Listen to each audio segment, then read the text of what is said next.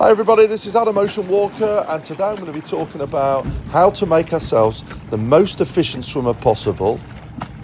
Now, every human being is inefficient in water. It's just how inefficient they are, because water creates a lot of drag.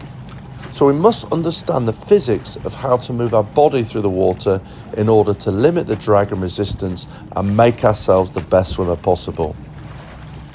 When I used to swim, it was with minimal rotation. My arms were high, I was looking forward, and I felt a lot of drag with my flat body position. I've got quite a big frame as well, so the flatter I am, the more drag and resistance. Then what I realised when I created the Ocean Walker technique was as I rotate more, not only do I take pressure off my shoulder, but I feel much lighter when I'm on my side. And by creating a momentum from one side to the other, you create a glide, which means less strokes, more efficient, etc. It also helps the recovery arm, which is what we'll talk about in a bit as well.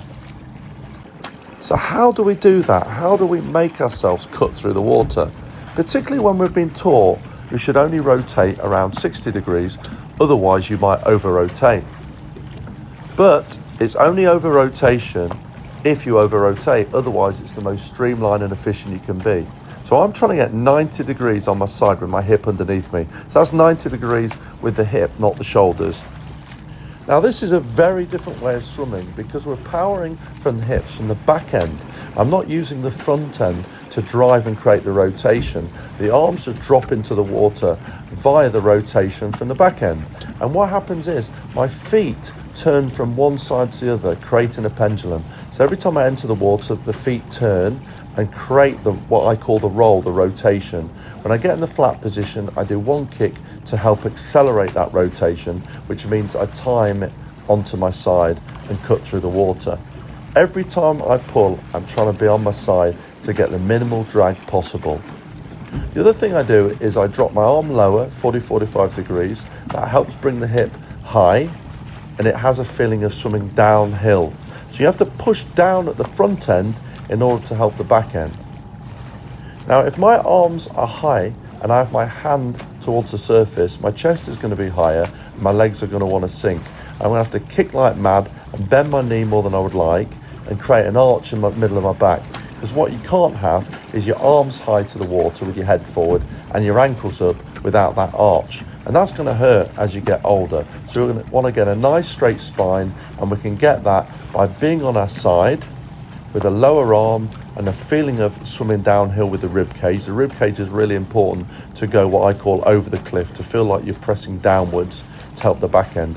That then makes an effective kick because my foot is going to be near the surface. Now, I don't want to bend my knee, I don't want to lift my leg out of the water. It wants to be a press. So it's pressed down and it creates that sort of vum noise, almost like little whirlpools. If you see a lot of splash and explosion coming off a leg kick, then people are just tickling the top of the water. They're not pressing down into the water. So actually, there's not a massive kick going on here. It's just a press. But what I'm not doing is bending my knee too much. It's just a small bend in order to flick down to create that rotation.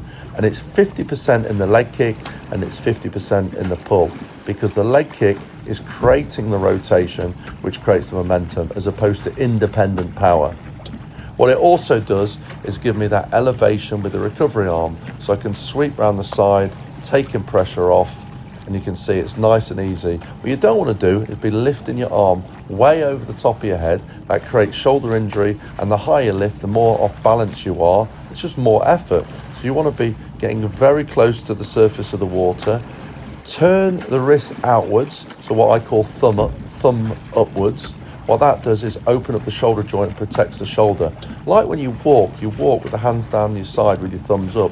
We want to be swimming that way. We don't want to be twisting our wrist inwards or lifting the arm too high, because I say it's going to cause potential injury and it's a lot more effort. So you get close to the surface of the water, flick the top of the water in order to know where the top of the surface is. Because my shoulder's much higher now, by being on my side, I can afford to do this low arm sweep.